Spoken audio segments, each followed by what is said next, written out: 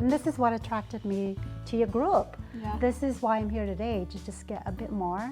And I'm really excited with that UN. Tell me a bit more about that gathering. It's in New York, Yes, right? It's in New York and it's March. About that, so. Well, all of these awesome women and I, and even more throughout the whole United States, are going to be coming together in New York City in March for the Commission on the Status of Women in New York. And so last year when I was there, I felt that there was a real presence lacking from women like us, women nurturers, women mothers that protect and safeguard children, and I felt that something needed to be done about that. So that's what we're about. We've got a book in the works, which is kind of an anthology, a collection of all of our essays and all of our voices, like exactly what you heard, but just on paper. And we have a book deal already ready to go, and with the opportunity to have it published in 5 different languages to begin with. And women of the world need to feel this kind of support, that exactly what Martha said, what you are doing in your home, in any corner of the world, is what we are doing, and we are all united in that. So we're working on the book together. We're also going to be working on a big networking website, which is going to be incredible because the Big Ocean Network will include organizations like yours. Awesome. So you support us, we support you, and that's how we become united in this cause for good. It's international, it's interfaith, and so we'll be working on that website as well. Another really important thing that we'll be doing there is standing in solidarity with the UN member states that are pro-family. Last time when I was at the UN, there were some countries that were getting outright bullied, and they were standing alone in these, just gruesome negotiating processes, and there was nobody there to say, hey, thank you for doing what you're doing. So our 50 women are gonna go, and we are going to let them know at the end. The outcome documents happen on Friday, and I want every one of us to be there and applaud what they are doing, and that they are not alone. And we're Big Ocean because we're not just another wave of feminism, but we are the whole ocean of women that care and nurture and protect children. So you're a feminist group? Some of us identify as feminists and some don't. But we are all part of this Big Ocean collaborative that links arms with other organizations, other women throughout the world. It's international, it's interfaith, and our purpose is to safeguard children through policy and activism. So who are these beautiful women? Hi, yes, I'm Melanie Oteo, and I'm privileged to know Carolina and all these wonderful women, and I thought Carolina stated it so well. We love children, and the family is very important to us, and we want to make a difference if we can in protecting children and the family. And I'm just happy to do whatever little bit that I can to do that. Hi, I'm Rebecca Westfall, and I have 4 little kids. I have a lot of passion when it comes to the family. I grew up in a big family, and I felt very well protected.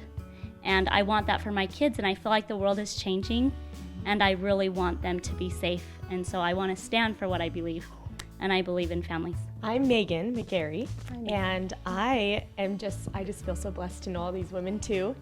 And I just have a really strong, sense of identity and purpose as a woman. And my heart sometimes aches for women that struggle through those kinds of things. And I feel that as women, we have so much power that we don't know about. And for people that aren't completely, ready to go out and be an activist and have all this time, we obviously don't have a lot of time, but we can show our support to these organizations that are taking the time and making the policies that influence our children. Hi, I'm Martha Levi, and I have 7 kids. And I love being a mom, and I love being a woman. And I think that women have a power that is very deep, and I think the power comes because we are willing to go through pain and sacrifice in order to love and nurture. We look through the frame of today in our world that women need to think of themselves, and that your power comes from self-actualization and going out and doing what makes you happy. And I think that isn't true. I think our power comes because we are willing to sacrifice for those that we love. I'm Heather Berry. I have 4 young children, and we decided early on that we wanted to homeschool. And as I was thinking about those choices and the things that would mean, and the choices I have to make for my children to do what I believe is right, those decisions that we have to make are slowly being, our agency to do that and our ability is being eroded away with laws and policies. And if we stand by idly and we don't talk and we don't say anything, then these things will continue to happen. But we have a voice, and I believe that there are far more women and mothers and families that want the things that I do and want the ability to make those decisions that I do.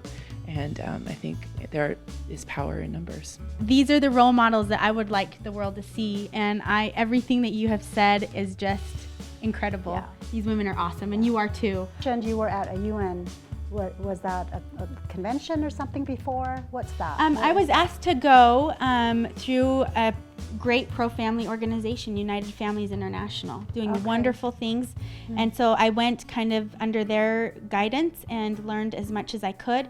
And while I was there, I thought, where are all the moms? Why are we not here? Oh my goodness. Because there were certain policies being made that directly affect our children, yet we are not at that negotiating table. So I thought, that's going to change. Mm-hmm. And the minute I came home, I had my heart set on creating something like this, and it's all coming together because of amazing women that want it as well. When I was at the UN, I felt as if there were women that were creating these giant tsunami-like destructive forces. Mm-hmm. And I felt very small at that moment. And I thought, I'm just like a tiny wave compared to this.